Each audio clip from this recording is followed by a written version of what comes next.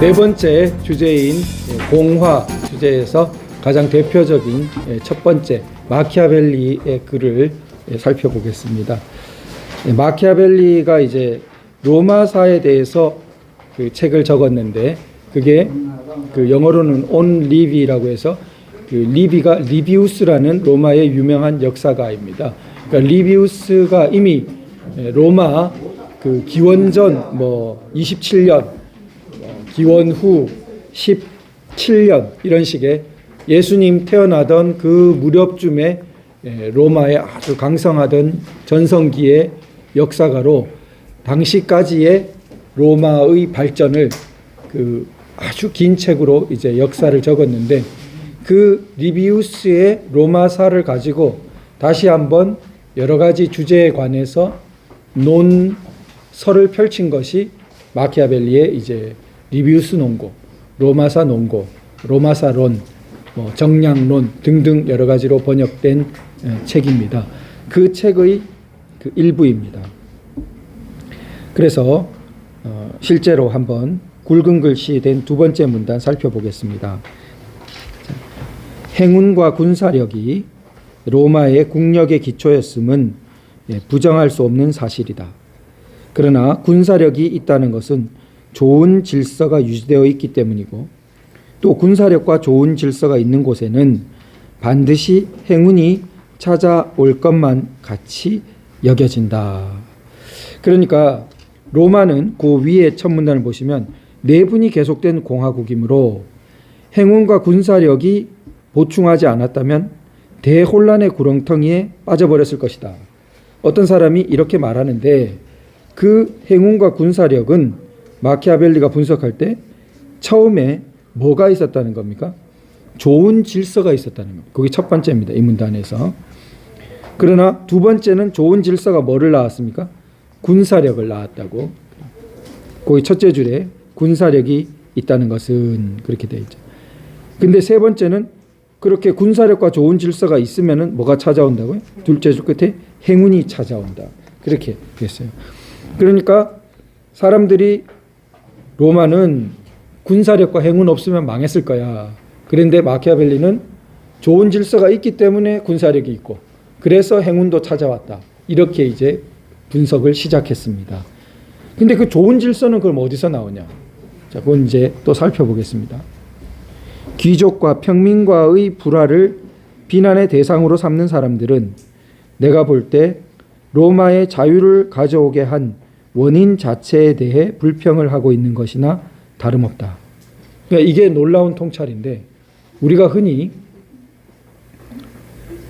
정치를 싫어합니다. 저도 좋아하지 않았습니다. 그러니까 지금도 흔히 많은 사람들이 저를 볼 때 좀 정치적 인간이 아닌 것 같다.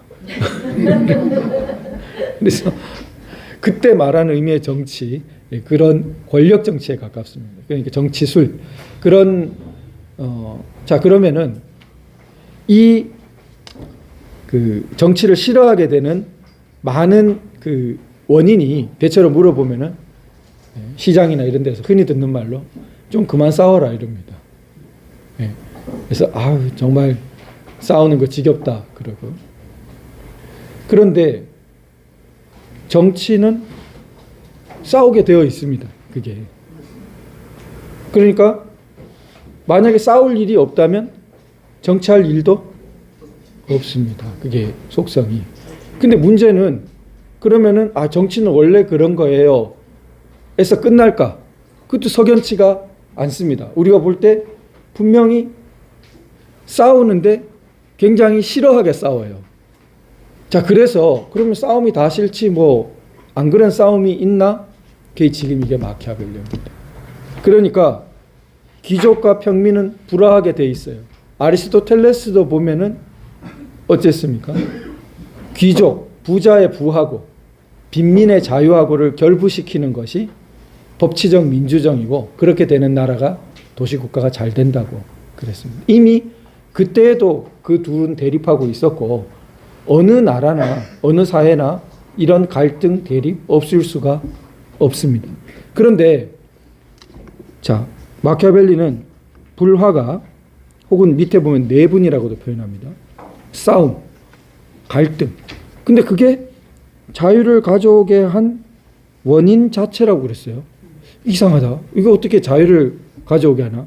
사회를 망하게 하고 사회를 피폐하게 하고 우리가 볼 때 진저리 치게 만들고 그런 건데, 자, 그 다음 문단을 보겠습니다. 어떠한 국가 속에도 두 가지의 다른 경향, 즉 인민적인 것과 귀족적인 것이 존재한다. 이제는 우리 확실히 알겠죠. 아리스토텔레스도 이렇게 보고 마키아벨리도 이렇게 보고 우리가 경험적으로 보더라도 어느 사회에나 보다 이런 서민적인 흐름하고 보다 귀족적인 흐름하고 이 두 개는 딱 하나가 존재하지 않습니다. 있다 이거예요. 그런데 그 다음이 중요해요. 자유를 확보하기 위해 만들어진 법률이 로마에서 쉽사리 그 뒤를 더듬을 수 있는 것처럼 민중과 귀족과의 대립에서 생긴 것임을 깨닫지 못해. 이게 핵심입니다. 그러니까 자유를 확보하기 위해 만들어진 법률, 이게 바로 좋은 질서를 낳는 겁니다. 그러니까 법률을 만들 때 자유를 확보하기 위해 만들어진 법률이 아니라 법률도 아닌 이상한 거, 명령 같은 거, 그러면 안 되겠죠.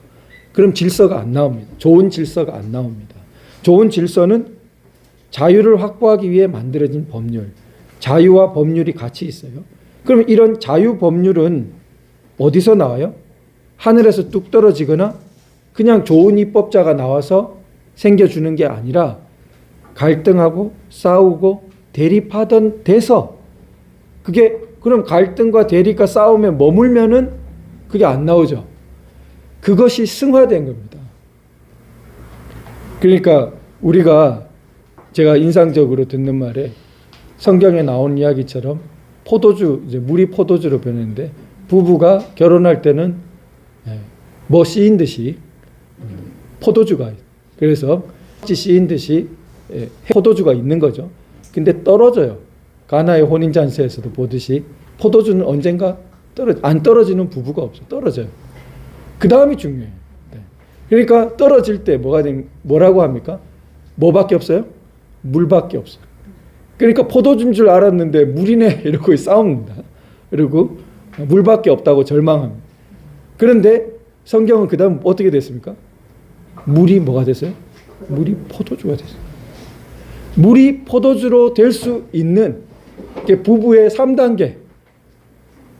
그게 그럼 어디서 나왔습니까? 싸움이 있었습니다. 누구나 포도주만으로 살 수 없고 물밖에 없네 라고 하면서 싸웠습니다. 갈등했습니다. 그런데 그 갈등에서 물이 포도주로 되는 길을 간 적이 있고, 이제 반대로 그게 사회도 두 가지의 경향이 있습니다. 어느 없는 사회가 없고 이 갈등이 없는 사회가 싸워서 망하는 게 있고, 싸워서 그게 승화되어 가지고 물이 포도주로 변화된 것처럼 좋은 자유와 법률, 자유를 지키는 법률로 승화되는, 자, 그런 것을 요 뒤에 리비우스 사례에 어떤 게 나오냐 하면은, 고대 로마는 빚을 지고 못 갚으면은 노예가 됐습니다. 그게 채무 노예예요. 로마의 법률이 엄격한 것의 이면은 아주 끔찍한 것입니다. 빚을 지고 못 갚으면 반드시 노예로 만들어요. 그러니까 로마가 엄격한 법률 사회죠. 때로는 자기가 못하면은 자녀가, 아들이 노예가 돼야 했습니다. 그러니까 참 가혹하죠. 그래도 그거를 했단 말이에요.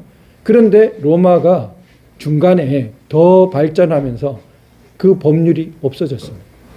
채무 노예로 하지 못하게, 채무 관계로는 노예를 하지 못하게 변했습니다. 그 변하는 장면을 리비우스가 묘사하고 있어요. 그게 제가 옆에 인용해 놨는데, 무슨 계기로 변했냐 하면은, 빚을 못 갚은 잘생긴 청년이 있었는데 그 사람을 노예로 만든 주인이 아주 악독하고 동성애자였습니다. 그래가지고 이 젊은이에게 너는 나의 그런 유욕을 충족시키는 사람이 되라 했는데, 이 젊은이가 이 리비우스 표현대로입니다. 이 명예감이 있어서 자기는 그렇게는 하지 못하겠다. 주인의 그런 부당한 요구를 끝까지 거절했습니다. 그러자 화가 난 주인이 발가벗겨서 채찍질을 했습니다. 그러자 이 젊은이가 기어서 도망쳐 나와서 길거리에서 외쳤습니다. 나는 사실 채무 노예가 됐는데 동성애를 강요하는 주인 때문에 발가벗겨서 이렇게 채찍을 맞고 이렇게 죽어가고 있다. 하자 로마 시민들이 골기했습니다. 그러니까 이 서민들이 저게 내 운명이다. 나도 언젠가 빚 못 갚고 내 자녀가 저래 될 수 있다. 그래서 그 로마 시민들이 무기를 든 게 아니고 원로원 앞으로 모였습니다. 그래서 이 법률을 없애달라고 원로원, 그 입법할 수 있는 원로원 귀족들에게 탄원했습니다. 하나하나 들어가는 그 원로원 의원들마다. 그 계기로 열린 원로원에서 로마 역사를 바꾼 채무노예법을 폐지하는 이런 입법을 하게 됩니다.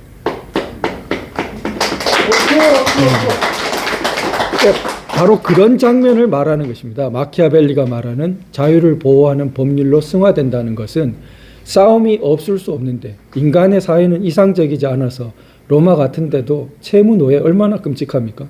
그런데 그것이 로마는 변했단 말이에요. 이렇게. 그리고 변할 때 더 좋은 제도를 낳는 쪽으로 변해서 나중에 축적되고 보니 세상에 민회, 호민관, 뭐 이런 로마가 발전시킨 독특한 그런 공화적인 원로원 이런 것들이 딴 데는 없었는데 로마에 그 발달된 로마법, 유럽 대륙 근대까지도 지배한 로마법 이런 게 다 이런 대립에서 발전해 나왔다. 이렇게 이제 마키아벨리는 본 것입니다. 그럼 아까 우리로 돌아가면은 싸움 자체보다 문제는 뭡니까? 싸움에 열매가 없는 거예요. 이 마키아벨리로 보면 그 갈등과 대립에서 자유를 보호하는 법률, 좋은 열매, 제도로 승화돼야 되는데 싸움만 실컷 하고 그런 거는 못 내나. 그러면은 사람들이 염증을 느끼는 것이 자연스럽죠. 그것이 우리가 마키아벨리를 보는 이유가 아닐까 생각됩니다. 그런 부분을 이제 상기해 보기 위해서. 그래서 그 밑으로 이제 굵은 글자로 가보시면은 영웅적인 위협은 옳은 교육의 소산이고 옳은 교육은 좋은 법률에서 생긴다. 여기도 이제 딱 요약을 해놨는데 순서가 어디서부터 생겼습니까? 자, 좋은 법률에서 뭐가 나와요? 옳은 교육이 나오고 옳은 교육에서 이 서양어는 거꾸로요. 우리하고 지금 순서가 영웅적인 위협이 나온 거예요. 그러니까 써진 순서와는 반대로 처음에는 좋은 법률이 있고 그 다음에 거기서 옳은 교육이 나오고 옳은 교육에서 영웅적인 위협이 나온다고 이렇게 했어요. 근데 좋은 법률은 어디서 나왔냐? 내분에서 유래되고 있다. 이렇게 막. 요걸 다시 한번 제가 정리를 하면요. 귀족과 평민과의 불화, 내분, 이게 제일 먼저 있었죠. 어느 사회에나 다 있는 거예요. 그런데 로마의 특징은 그걸 뭐로 승화시켰습니까? 자유를 확보하기 위한 법률, 좋은 법률, 좋은 법과 제도, 이거로 승화시켰다. 이 대목이 중요한 거죠. 이걸 이렇게 승화시켰어요. 이 갈등 대립에서 이게 나토록. 즉 우리가 예를 들어 부정선거가 났어요. 안타까워요. 그런데 여기서 우리가 이것을 철저히 다스리고 향후 부정선거가 발을 못 붙이도록 하는 제도를 확립한다면 그거는 민주국가들 중에 앞서 나가는 국가로 가는 발판이 되는 겁니다. 탄핵 제도를 반성하고 대통령이 권력을 남용하는 일도 없게 하지만 한편으로 그런 억울한 일을 당하지도 않도록 하는 그런 우리가 또 헌법재판소가 제대로 된 어떤 판결을 할 수 있는 제도를 확립해 간다면 우리가 선구적으로 앞서가는 거죠. 그런 것들이 그러니까 이 하나의 중요한 이제 도약으로 보이고 자 그렇게 되면은 그 다음 어떤 게 생겨요? 그렇게 되면은 한편으로는 좋은 질서가 나온다 그랬고 마키아벨리 앞에 두 번째 문단에 좋은 질서가 나온다 그랬죠. 좋은 질서가 나오고 한편으로는 뭐가 나옵니까? 옳은 교육이 나와요. 이게 제가 분석해보고 역시 마키아벨리가 너무 체계적인 대가라는 생각이 들었는데 이게 한편으로는 하드웨어 같은 좋은 질서가 나오고 한편으로는 소프트웨어 같은 사람을 다스리는 이 옳은 교육이 나온다는 거예요. 그 바탕에는 자유를 보호하는 법률이 있다. 좋은 법률이 있다. 이렇게 되고. 이렇게 나오면은 군사력은 뭐가 됩니까? 그러니까 좋은 질서는 다시 군사력으로 연결. 국력으로 연결되는 거죠. 이 좋은 질서는 바로 국력으로 연결되고, 그리고 옳은 교육은 뭐로 연결돼요? 그때 사람이 훌륭한 행동을 하는 거예요. 그게 이제 영웅적인 위협을 낳는다. 그 훌륭한 사람, 노벨상 수상자가 세계 최고고, 뭐 역사책에 기록되는 위인들이 숱하게 나오는 한국인이 그렇게 되는, 한편으로는 한국이 국가가 그렇게 로마처럼 영광스러운 국가가 되는, 이 양쪽을 다 말하고 그 밑에 옳은 교육이 있을 때 사람이 그렇게 되고, 그리고 이게 좋은 질서로 될 때 국가가 그렇게 되고, 그 바탕에는 좋은 법률, 자유를 보호하는 법률이 있는데, 놀랍게도 그런 좋은 것을 낳은 바탕은 되게 보기 싫은 거, 되게 우리를 화나게 하는 거, 그렇지만 현실적으로 피해갈 수 없는 그런 갈등, 대립, 싸움, 분열, 내분, 이런 것에 있는 거예요. 그러니까 종북 주사파를 미워하지만 말고 뭐가 돼? 그것이 우리나라를 최고의 나라로 만들기 위한 밑거름으로 삼아버려요. 근데 만약에 못 삼으면 어떻게 돼? 그건 끝장나는 거예요. 그러면. 네. 네. 박수할 때 맞췄어야 되는데. 네. 네, 감사합니다.